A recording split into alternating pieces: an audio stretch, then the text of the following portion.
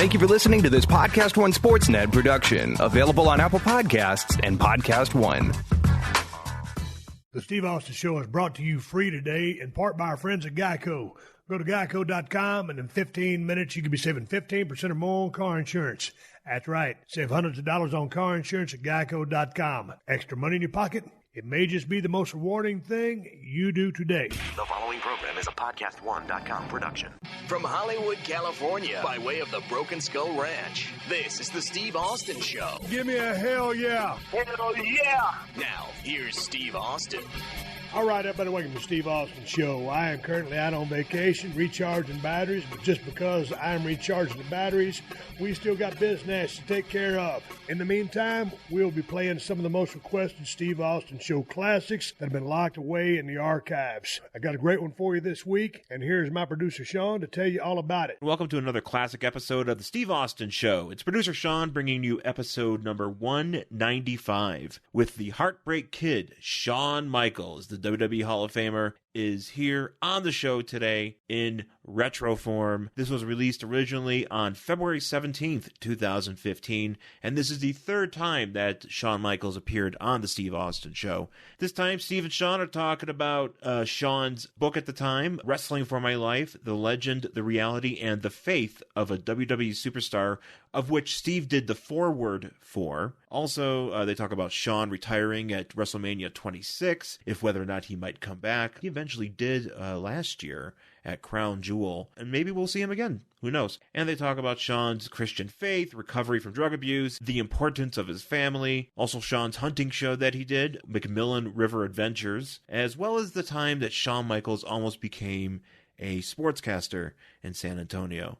Interesting stories on this episode. So good stuff with the Heartbreak Kid, Shawn Michaels, coming up. Right now, it's This Day in Steve Austin History. We have two events that happened on February 5th. In 1994, in Live Oak, Florida, Dustin Rhodes pinned WCW US Champion Steve Austin in a non-title match after Colonel Robert Parker accidentally hit Steve Austin with his shoe. Also, in 1999, at Madison Square Garden in New York City, Steve Austin defeated Big Boss Man, Mankind, and The Rock in a fatal four-way. That is your day in Steve Austin history for February 5th. Coming up after the break, we're going to hear from Shawn Michaels on a classic episode of The Steve Austin Show. All right, here's a relationship tip for you all. It won't truly feel like Valentine's Day unless there's a surprise bouquet of roses involved. And this season, the biggest and brightest roses are only found at 1-800-Flowers.com.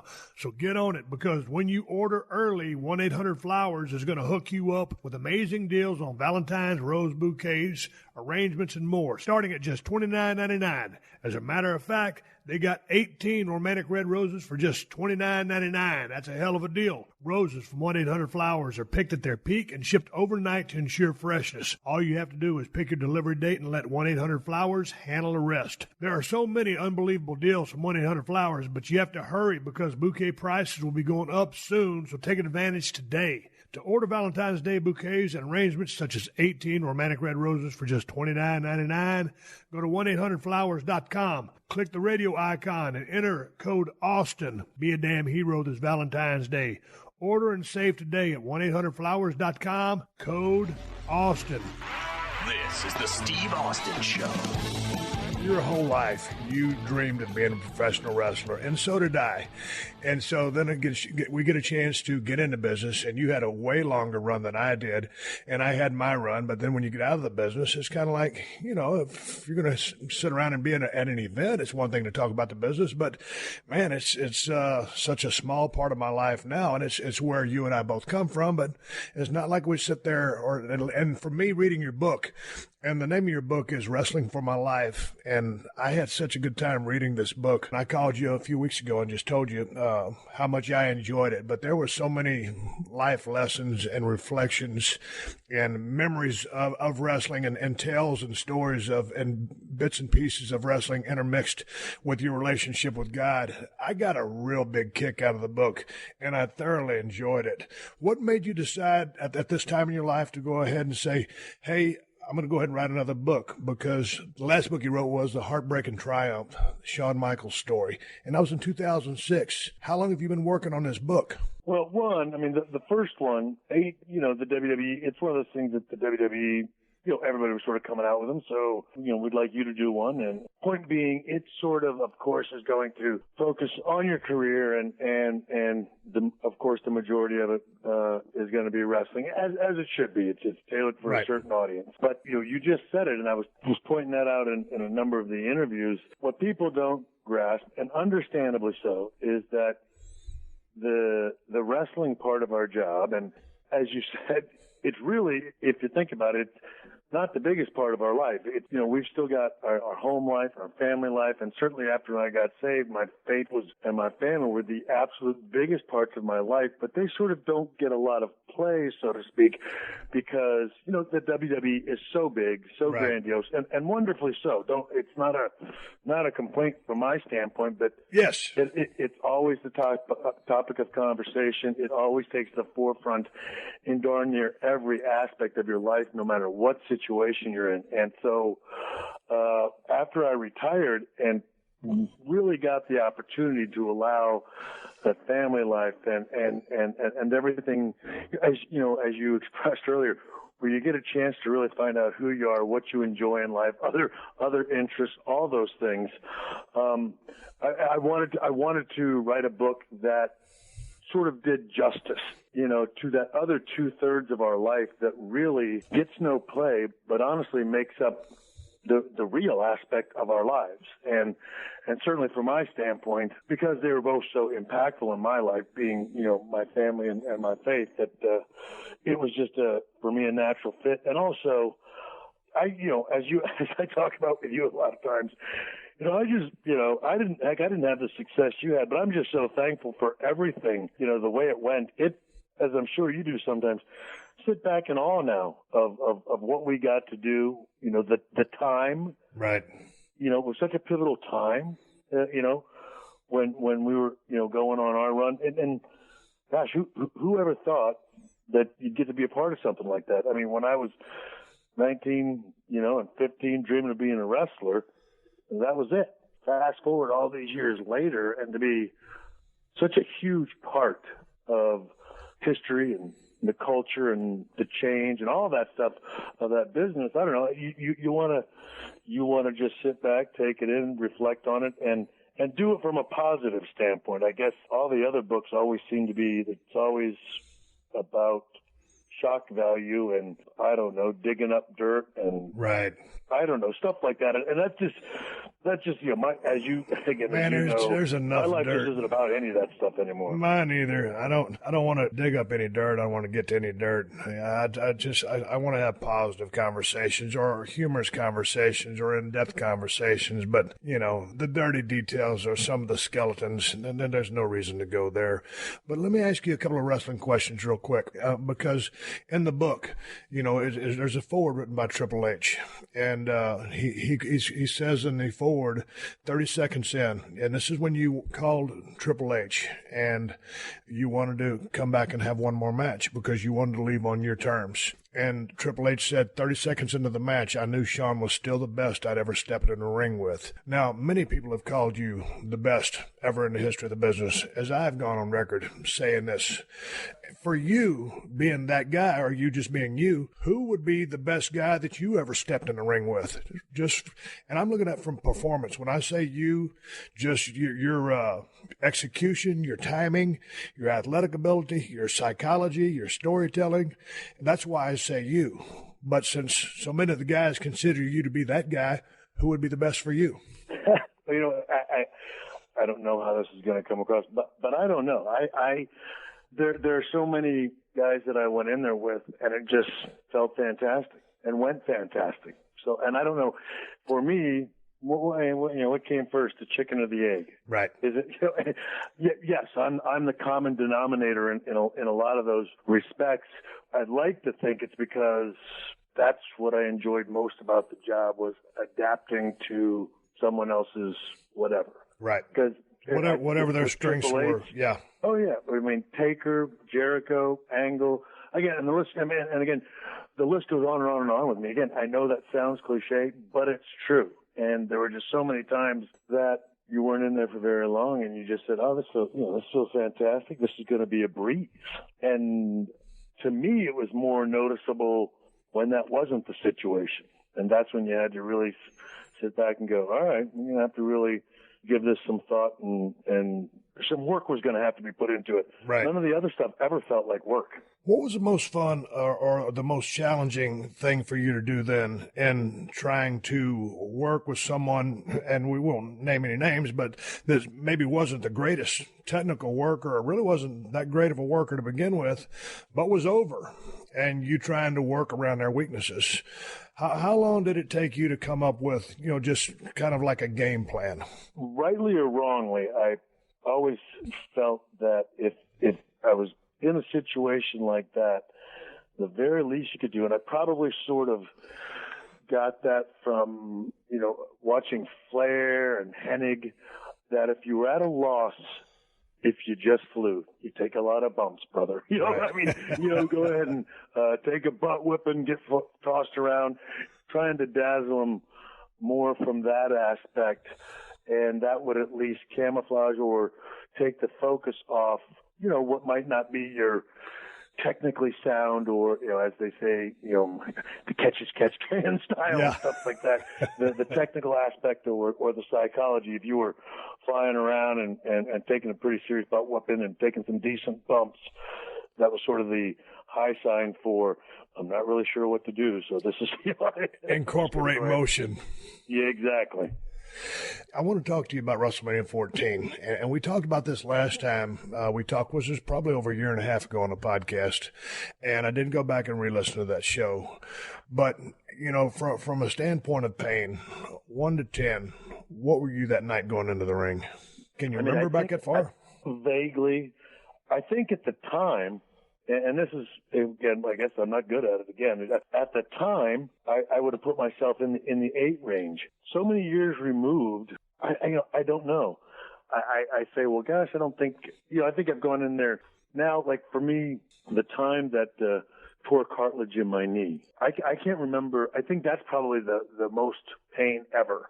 When I did it on Monday Night Raw, it was a triple threat match with Edge and Benoit, I think, and the next night was going to be that first time they were doing that Taboo Tuesday with computer stuff and all of that, and we had the Monday Night Raw, and I tore the cartilage in my knee.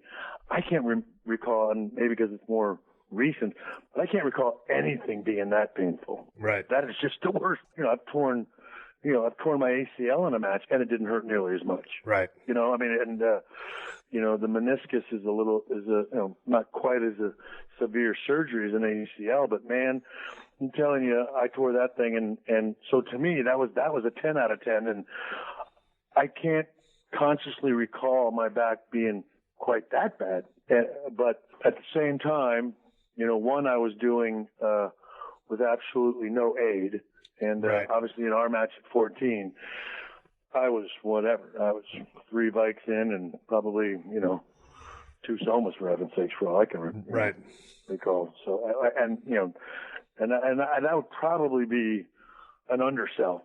Right. I got you. On the bike standpoint, on the soma standpoint, probably just a 2, but on the bikes, heck, 3 to 5 for heaven's sakes, to be perfectly honest. WrestleMania 19, I wrestled The Rock in Seattle, and I knew that was going to be my last match. And I was going to ride off into the sunset. It's not something we talked about because it was going to be best for business, no pun intended. And I would go down the road that I would go down, and WWE would keep rolling along. So you knew WrestleMania 14 was going to be theoretically your last match? Yeah. Oh, yeah. So then what frame of mind were you in prior to the match, other than the pain aspect, other than you were frazzled from running hard and having the run that you had, but from reading the book, you didn't get a chance to leave the game on your terms. So what were your feelings pre-match? Well, I was anger, Steve. I mean, like you remember. I mean, I was, and so much of it gets sort of thrown in there together. Because yes, the attitude was bad, and the situation, the injury. I mean, everything for me at that time, in a word, sucked. But you and I had worked with each other previously. And certainly, even at its worst, the experience was never that bad as it was for you that day.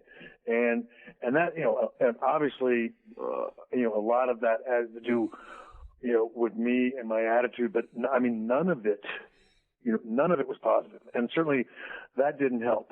But I don't even think, again, then because I'm trying to think of, even one, in my mind at that time, one positive thing I could have grasped out of that day.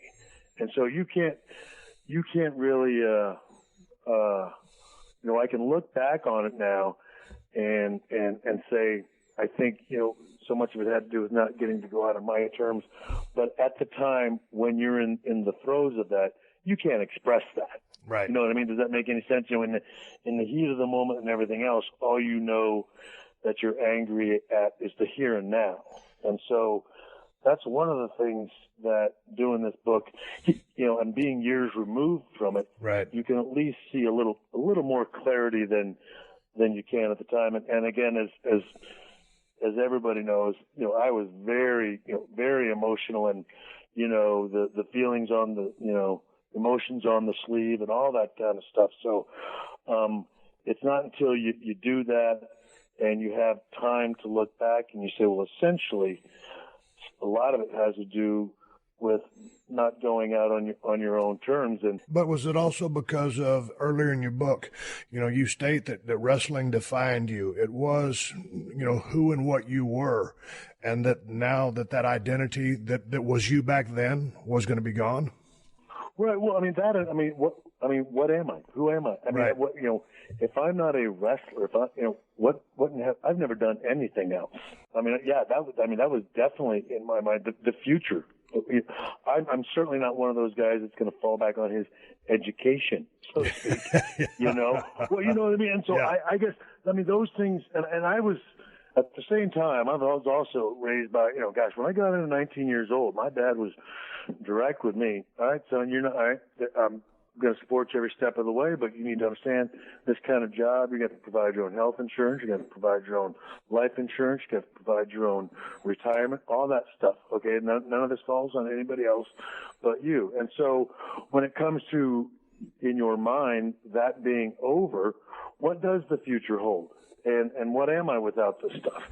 And as you know, that was also before, and certainly before I even had the ability to even, again, because if you didn't wrestle in the job, it's not like we were doing a bunch of number of on-air characters at that time. Like, well, if you can't wrestle, you could still have a career doing this or a career doing that. I mean, we hadn't, or I hadn't at least mentally stepped into that frame of mind where I could even see that stuff as a possibility, to where you could extend your life in that job through different roles. You know what I mean? I was so clearly a performer that it was very tough for me to see my life not performing. And so for me, it was a huge question mark. And what in the heck does the future hold? And if it's over at 33, man, that ain't good. God dang, 33 is, man, that's a baby these days. Well, that's what I mean. Look back on it. And that's what I get. I hope I always, because I never want to make it sound like I'm making excuses. No. It is what it is. No excuses.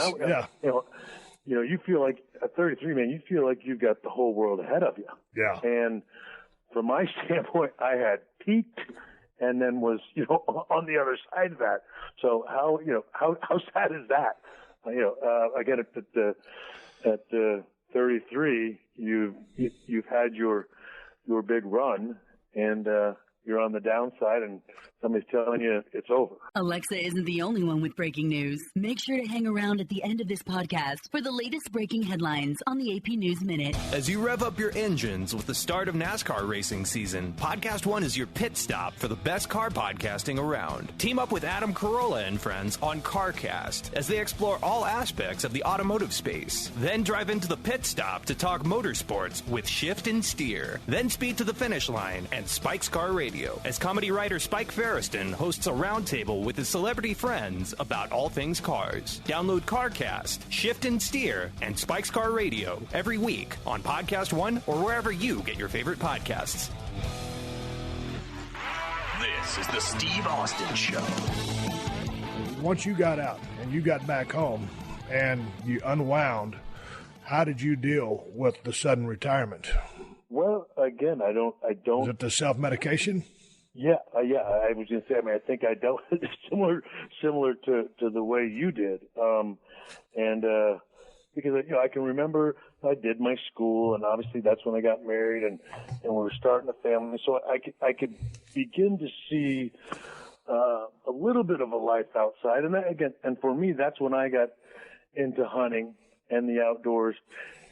So there started to at least be this shift of seeing a life outside of wrestling, and that it was possible. I still wasn't at the place where I was doing it correctly, and also a small little opportunity. I met one of the GM for one of the news stations in San Antonio, and the guy offered me a job and had a long range plans of me eventually being the sportscaster for one of the news stations in San Antonio. So in some respects, getting to see this opportunity of a life away. But as you know, it's not in that field where, certainly at that time, you feel all your passion, all your desire, everything is still there. It's one thing, again, for me, many years later, to go into the match with Undertaker, knowing and being at peace with the idea that I'm ready to step away and all of that, as opposed to being forced and then having to be forced into sort of liking another job. Right. So I was much like you. It was sort of drowning yourself in your sorrows, and again, escaping from the reality. At the end of the day, that's what it becomes, man. Right. You're just escaping from having to face what is the inevitable. But now you don't have to do that. And for a long time, the business of professional wrestling was your identity. And I was sitting there thumbing through the book to try to come up with the words, and you can help me out here. But, for a long time, many have considered you to be the best of all time. And certainly maybe someone will come by and erase that, or you'll be 3 or 4 on the list rather than number 1. But now in your relationship with God will always view you as you are, as Shawn Michaels. He won't judge you. I'm paraphrasing that, but can you clear that up for me? Because it's like that. I think that's why my salvation and coming to the Lord was so what people have termed as radical, and that it's become the large aspect of my life that it is because that affirmation from Him finally put me at peace with everything, and the competition of everything was over, and also the realization, the reality of where wrestling and my job, or and again any job, where that measures up on the priority list of the Creator of the universe. It's pretty low on the list. He wants to, he's more concerned with the character, the man, the heart, the right. father, the husband, than how many championships I held or how many matches of the year I had. And so to find out that He loved me as I was, that there was no, I didn't have to change. I didn't have to be something that I wasn't, even in my worst form. Even the Shawn Michaels that and let's, who it is, Michael Shawn Hickenbottom, that Steve Williams at the time faced at WrestleMania 14, even that guy, for every bit of his faults, God above loved me anyway. And I guess it was knowing that. It was the first time, again, other than my wife, and obviously the innocence of a child at the time. They're the only ones that love you like that, and strangely enough, they're the ones that I've committed my life to since the moment I learned that. And and as you know, I've tried to be that kind of friend to people since then. And and that's the thing. You and I have. Hey, there's been, we don't talk that much, but there have been times, as you know, that I've called you coming back from something just out of the blue and said, hey, can I get your advice on something? Can you help me out with something? This is an area that I think you know better than me, and I want to make sure I'm handling it right. And, and you're a guy I trust that can put me in the right, in the right direction. And so, It's just about, I don't know, I guess it's a humility. It's a humility right. That I didn't have before, and not being afraid to ask for help. Not being afraid to ask for help. That's interesting. As long as I knew you, I always considered you kind of a city slicker. I was kind of into hunting a little bit before you, and I didn't know at the time that you were, military. So, grown up kind of all over the place in Arizona, then down to San Antonio. But then all of a sudden, man, I just heard word on the street, you got into hunting. And I guess your foray into hunting was due to the fact that you were reading a book by a Christian author who was a hunter. Is that what got you into the lifestyle of hunting? Well, it was a combination of things, and again, all of them sort of happening at the same time. Again, there's all these changes are going about with me at the same time. I had this brother-in-law who had been asking me for years to go hunting, and as you know, in WWE, you don't have the time. No. And finally getting that opportunity, but at the same time reading this book. But it was more of an outdoor survival book.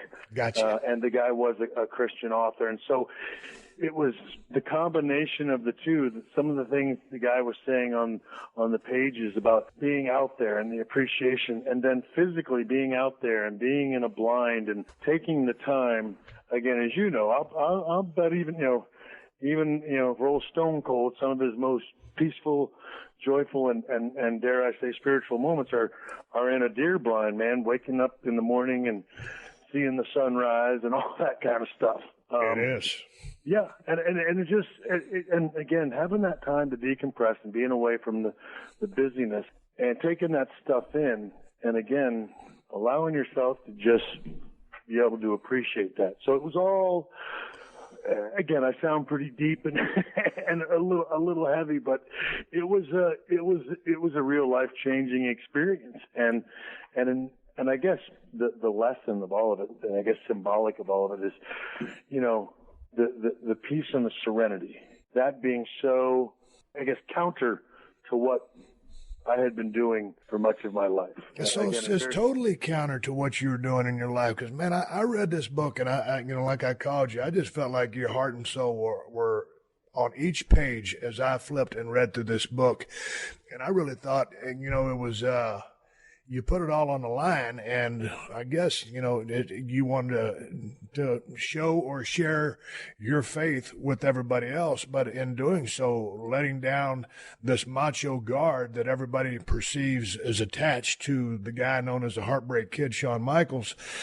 And I don't know, it really resonated with me, and I really appreciated it.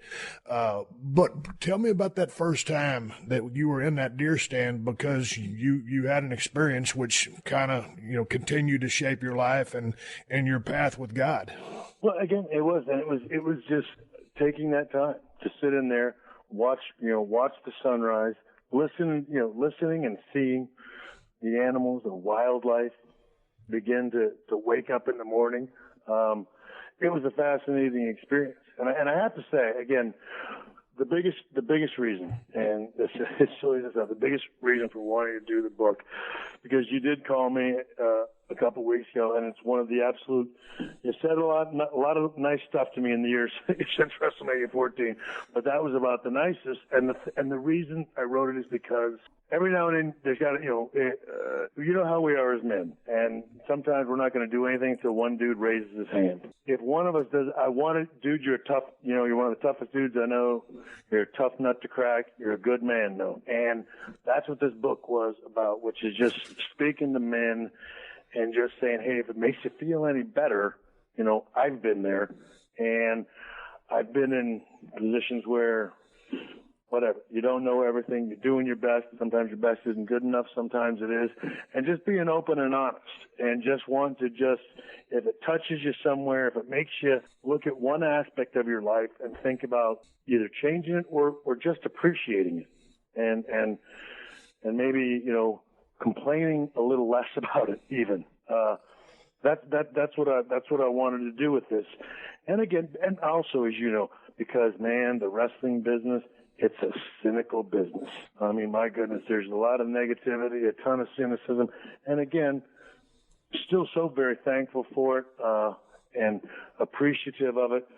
but all the things that go along with it, man, the opinions and the ups and the downs, that can begin to weigh on you. It weighs on your psyche. It weighs on who you think you are, who you want to be. It's quite the, mind game, so to speak. And I guess I just wanted to speak to all that, and at least say if it goes on with you, don't feel bad, because it's going on. It goes on with all of us, and it's okay, and it does end if you want it to. Hey, in regards to hunting, I wanted to jump in there real quick. And, I'm a man, when my parents got a divorce in Austin, Texas, and my mom moved down to Victoria, and she met Ken Williams, and they got married, and my dad adopted us, me and my other two brothers, and then we had another brother and a sister, and he was the guy that turned me on to hunting. So I remember tramping behind him in a single file line. I was probably 7 or 8 years old, and we were stepping on every stick that you could step on. And I just always remember him turning back with that, that look on his face and that finger in front of his mouth saying, shh. But I love hunting, and I know you do too. And for the people out there that really aren't into hunting, I'm not trying to sell you on it, but the point I wanted to make is it's a place for myself, and I think Shawn, to go, and millions of other people, just to go out and enjoy Mother Nature. It's not ever about putting something on the ground.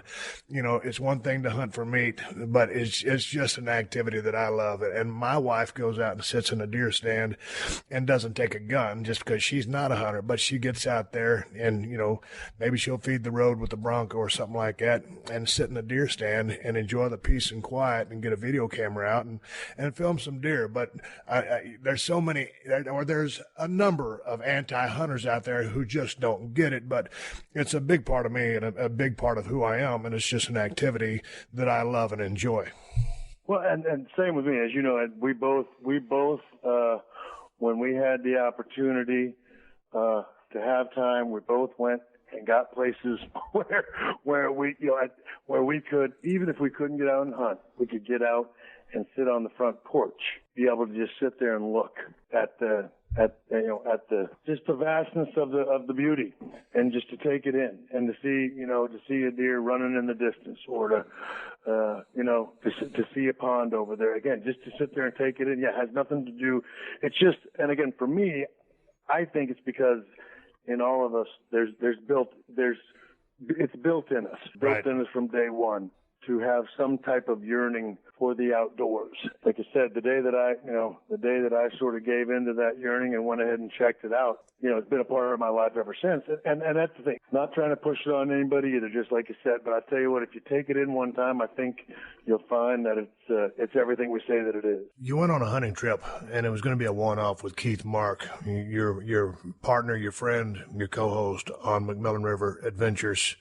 And you shared your desire to maybe delve into the hunting industry or do a hunting show, and y'all struck up a conversation and, hey, what if we do this together? And the two of you have become the best of friends, have enjoyed a very successful show on the Outdoor Channel. How was this year filming for you? Are you currently in production? What's going on with that? We are production. We've still got a few more. Keith's been real busy this year, so our fall was a little bit scattered. We got a lot done though. The spring is going to be busy. We got turkey coming up, and bear, and some other hunts that we've still got to do.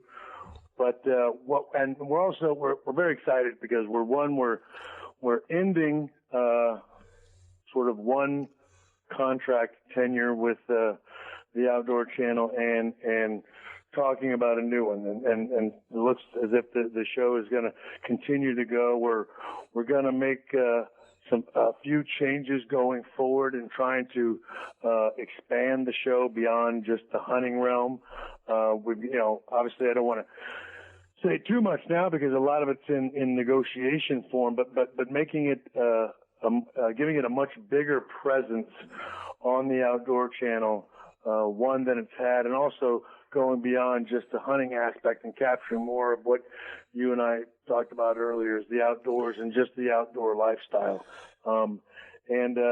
It's one of those things. It's very rare, as you know, Steve. You feel like in the wrestling business, there's only certain people that you can hang out with and that'll understand you. And 9 times out of 10, you're never going to meet those folks out in the general population. Right. And I felt very fortunate. And you've been around, Keith, and I know you well enough to know that, you're not going to let just anybody, into your circle either. And, because he's the guy he is, the same guy that you met. He's one of those guys that you go, yeah, he might have made it in our line of work, for sure. and that's the utmost compliment we could give him. Right, exactly. He's not stable. Hey, how was it for you to come out of such a high-profile run in the world of professional wrestling? I still call it pro wrestling. If you want to call it sports entertainment, more power to you. But to come from your line of work, a Hall of Fame guy, with all the talent in the world, and to get into hunting industry and then have to pay dues, was it an ego check? Or is sometimes you want to bang your head on the wall, say, but I'm Shawn Michaels? Or how was that process for you? Because, you certainly, there's many parallels, but there's many learning lessons there as well. Yeah, well, it was a little of both. And heck, you and I have talked about it along the way. I've told you I don't mind doing it, but it seems as if it's done more out of we're going to show you as opposed to, no, this is what we do. So it's been challenging. I certainly haven't minded doing it because I don't claim to know everything about hunting, fishing, and the outdoors. I know that I enjoy it, but I've learned over the years. I've gotten better over the years, and that's something we try to bring to the show. So it's been a challenge, but at the same time, to your point, it keeps you humble. You know what I mean? And I don't spend a lot of time, honestly, complaining about stuff or wondering why things are the way they are. It's one thing my faith brings me is I figure I'm in the situations I'm in for a reason, and I'm called to meet those challenges the best I can. And obviously, 9 times out of 10, the challenge is to do well, to be successful in it, to be enjoying myself in it anyway. And so I just figured that's what this was. And I also I've enjoyed, as you know, we're still a little competitive, and who knows? It could certainly be if they'd have just rolled over and gave me everything under the sun, I might not have appreciated it as much as I do. And so I figure that stuff happens for a reason. So I'm gonna continue to move along. And again, I guess more important than anything, it's fun. And as you know, when we were wrestling all those years, it hardly seemed like work. I know. It was being paid to do something you enjoy. And this is the same thing. So even at its most difficult, it's not that hard. But was it more time intensive than you anticipated it being? Because some of these trips you guys going out to the Yukon, y'all are literally in the middle of nowhere with no communication, and a total survival mode, and then being away from the family. And a big part of you looking forward or being able to embrace getting out of pro wrestling was spending time with your family.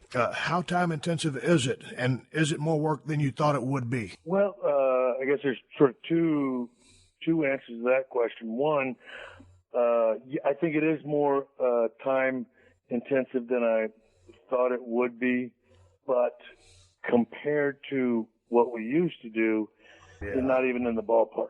So, but because I didn't know that much about it, it's all turned out to be far more difficult than I thought. But I think most of that has to do with the unknown. I just simply didn't, I knew that I wanted to do it, but didn't really have a great idea as to how it all went. So, it certainly does keep you busy, but not to the extent anywhere that the pro wrestling gig did. And in the area of going to places like the Yukon, got to be honest, that's one of the things that I enjoyed about it most, is because it was so very different from, the 4 and 5 star hotels and the limo and the getting catering and things like that. I really enjoy learning that other aspect. And it's something, it's nice to know that you've learned, maybe not everything. I'm no Bear Grylls, but at the same time, I've learned a lot about if things were to not go well, or as we like to say here on the ranch, life goes to hell in a handbasket. We're going to be okay, and we certainly know what we're doing. We're not going to be completely at a loss, and we're not when power goes down or things go down. As you know, we're out sort of away. So if things do go down here, it's going to be a while before anybody gets to you.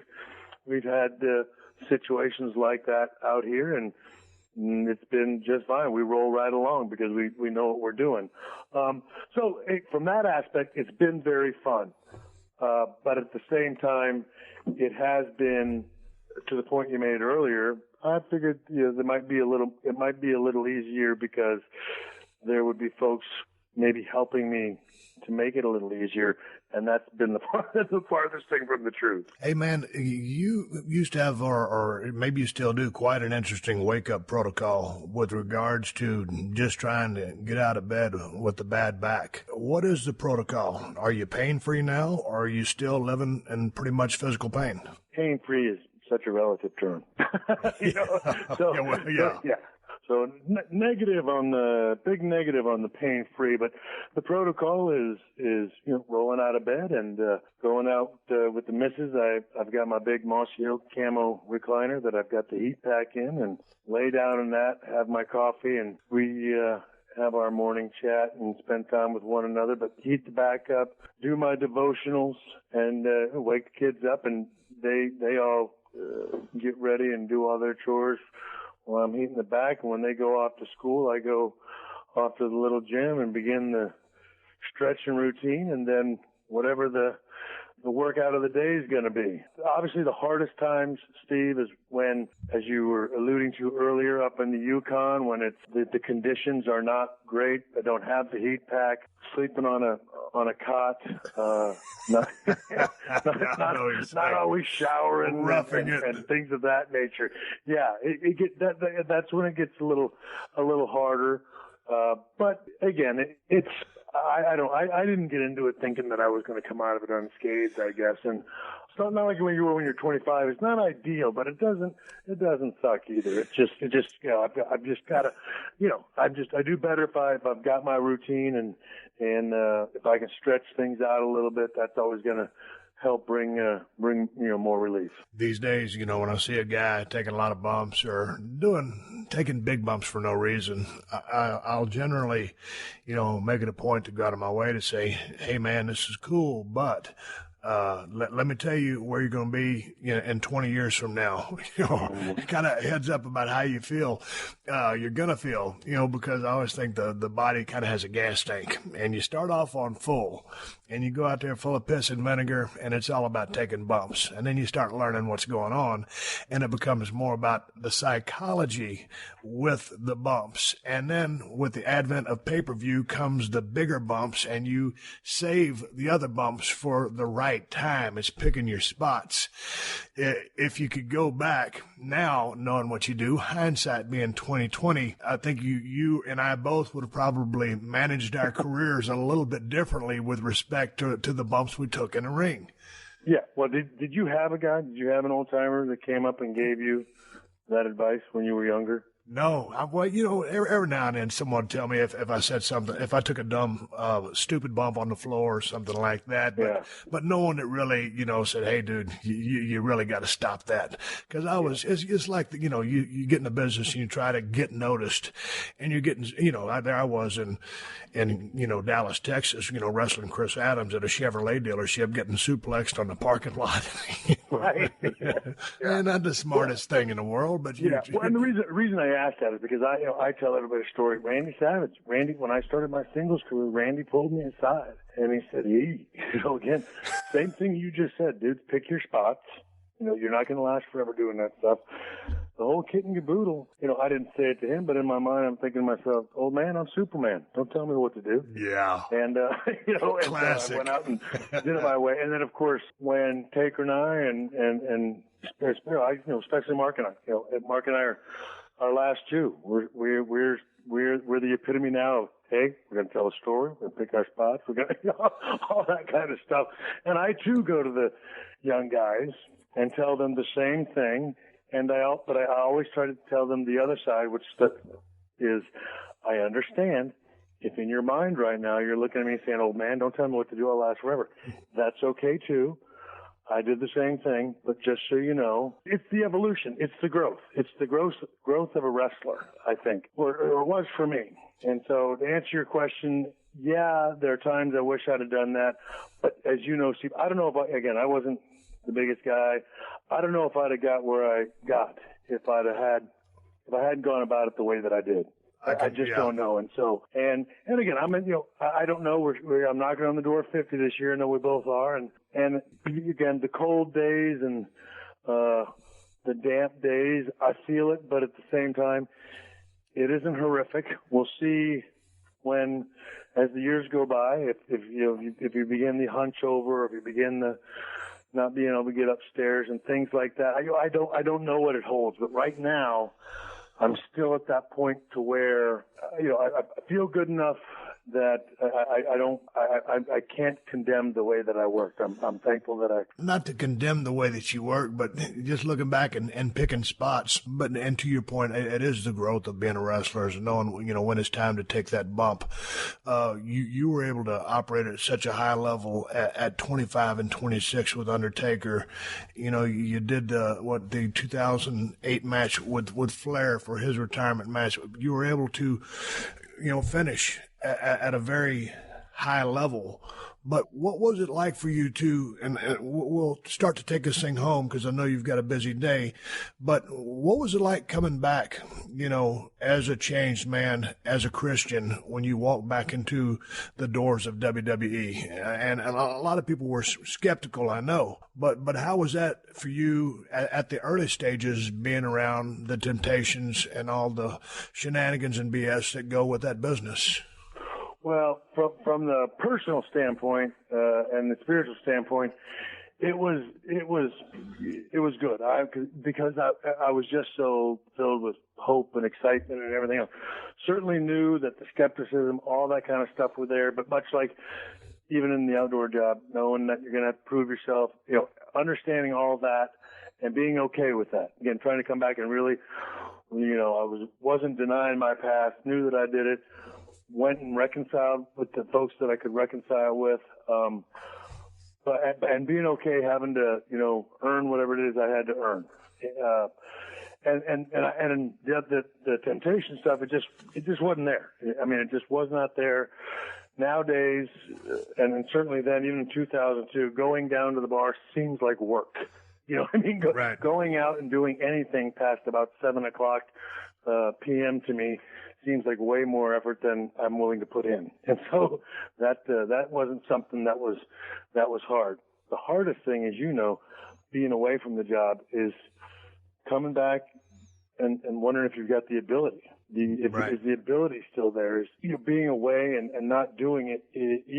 That confidence wanes a bit. So that honestly was the thing that I was concerned most about, and especially when the last time they saw you, you're telling everybody how you're the hottest thing on two legs. Yeah. So there's a big downside to calling yourself a showstopper and the greatest of this, that, and the other. When you're off 4 years, you come back and people, and that's one of the things I also knew. I mean, and whether anybody wants to admit it or not, I get held to a different standard. If I came back now, I could come back at 50 and I still would not get the grace or the mercy that a guy like you would get, or a guy like Taker would get. And you have to be aware of that. And again, I'm not saying it's, no, I get you. Crying the blues. You're a total performer though. That's what you're speaking to. Yeah, exactly. I just wouldn't. And again, I'm not trying to do the whole I'm better than anybody or I get it. I'm just saying, after a while you get held to this standard, and it does. It gets a little like, I'm not sure. I'm not sure. I worked myself into a shoot. Nobody's fault but my own. Yeah. So that was the biggest, the biggest what if for me coming back. How about timing? I mean, because your timing was also impeccable, but to me, you never had any ring rust on you. Did they come set up a ring in San Antonio or did you have a school that you could go to in San Antonio and just bounce around a little bit? Well, one of the things, at this time, obviously I wasn't still training guys, but, years prior to that, I was, still training guys. They had us come up, I was in Stanford for a week, and we talked about it. I ran the ropes once and did a sunset flip on Hunter, and it just didn't feel right. As you know, we're the last vestige of the old school, and practicing and stuff like that just didn't seem right. And so Hunter and I just looked at each other and said, "Look, it's just going to have to be there." And and of course, me, I'm so filled with this. I'm still riding high on my salvation. I'm like, I'm just going to have the faith that it's going to be there, and that He's going to lift me up to make me the performer that I was. And honestly, again, I know I try not to go too down the road about it, but as you know, I started the book like that. Every WrestleMania, man, I came back and I just thought to myself, Lord, you're amazing. He delivered me every time. It's not from a cocky aspect, but I'm so proud of the finish of my career and those WrestleManias and one after another. And I didn't do that alone. He allowed me to perform that way, just because, just out of mercy and grace. And that's why I am the way that I am about coming back or keeping it the way that it is, because I feel honored to have been able to do it the way that I did it. And I don't want to mess with that. I want to keep it as is, and certainly let everyone know that I appreciated doing it as much as, I hope that they did. And again, as much as the Lord allowed me to do, man, I don't want to take advantage of that. I want to honor it the right way. In the beginning of the book, it's post WrestleMania. Was it 25 or 26? You're in your hotel room. You just showered. You're kind of collecting yourself before you go join your family. Was that the 25 or 26 match? 25. Okay, so you're yet to have that other match. But so you had the other match, 25, 26, two classics with Undertaker. Now, with that being done, and again, in the beginning of the book, in a business where never really means never, are you cool with not having a match?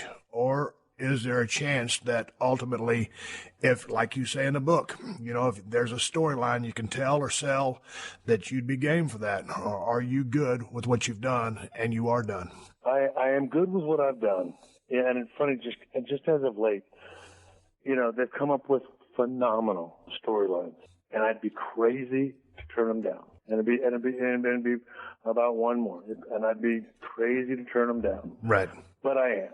One, because I've said I am, and you have to understand, I sat on the bed at the end of every WrestleMania, like I described in that first book. Yeah. Because I was just amazed. It didn't matter if it was with Flair or Cena or Taker. Again, it was just, or Jericho. I was just, dude, they told me after my match with you, I'd never wrestle again, that I was done. I'm a different man, Steve, as you know, but I don't forget about those days. And to have come, all this way, I don't want to ruin it. I guess I'm a mark for it too much. I guess that's the one thing about this job that I will be a mark for, I'll be a fan of, or whatever. I don't want to ruin those moments. And I love the way I feel about it. I love the way that I feel about the business and then the appreciation for those. Don't have to relive them all the time. I don't talk it 24/7 like everybody else does. I keep them, I try to put it on the page, but I keep them in my heart, man, and it's the greatest feeling ever. I'm good with that. I am so good with that. Before I got out of the business of wrestling, Paul Orndorff was going to have to leave. He had that nerve problem in his neck, and he looked at me and he goes, Steve, there is life after wrestling. And I said, is there?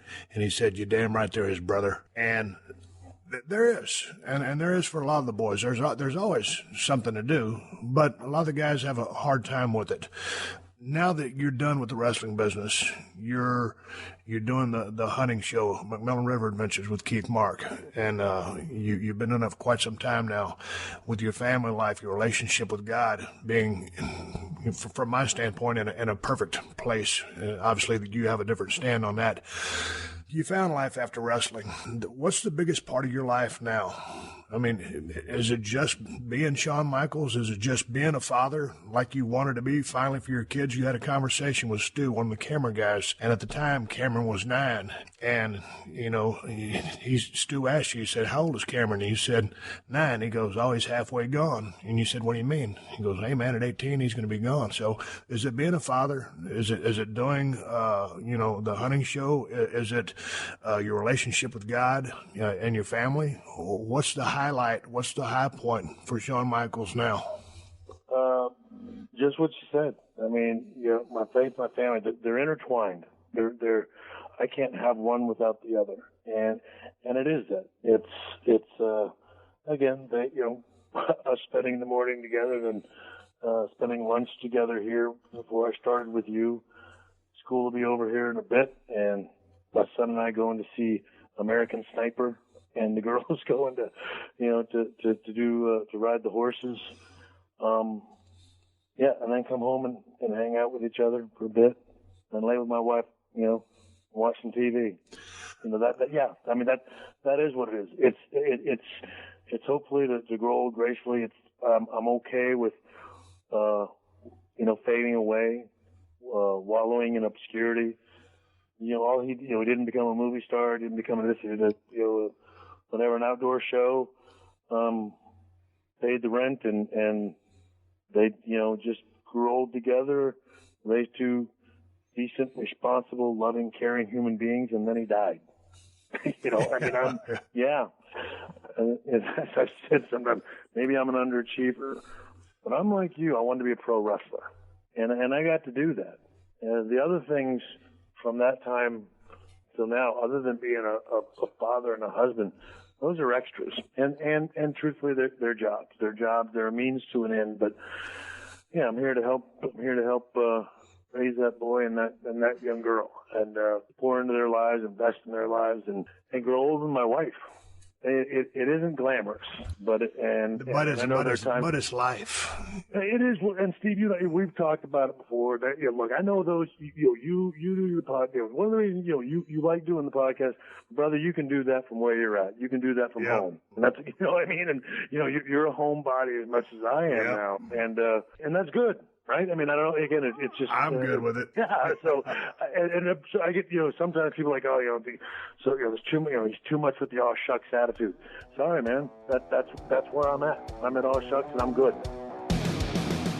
All right, a big shout out in order for our friends over at True Car. With True Car, 60 seconds is all you will need to get an offer for your car. And the amount of time it takes you to floss your teeth, pet your dog, and do a few sit-ups, you can get a true cash offer. Best of all, you can do it from your smartphone or even from home. Just go to TrueCar and simply enter your license plate number and watch your car's details pop up. Answer a few questions, and you'll get an accurate True Cash offer from a local TrueCar certified dealer. It's that easy. After that, you can bring your car in and they'll check it out with you together. You can ask questions and get the answers you need, so there's no surprises.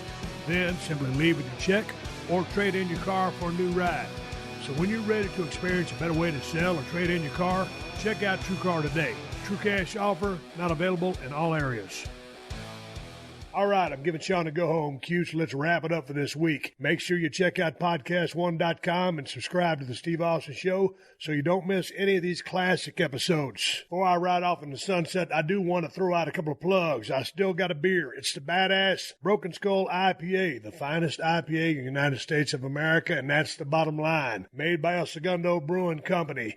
You can find Broken Skull IPA at Whole Foods and Total Wines if you live in Cali. If you ain't in Cali, you're probably SOL. And if you're looking to get a badass pocket knife, I got 2 for you. Cold Steel Broken Skull Knife, Cold Steel Working Man Knife. Get them at my Amazon store. Amazon.com/shop/Steve Austin, or go to the Cold Steel Knives website and check out all their badass knives. Also, one more big shout out to all my sponsors to make this show possible. That's how I'm able to bring this show to you free twice a week. Please support them because they support us. For more info, check out the podcast description to this episode for details. Folks, I am on social media, Twitter and Instagram, at Steve Austin BSR. Folks, I'll be back soon, but until then, my name is Steve Austin, and I will catch your ass down the road.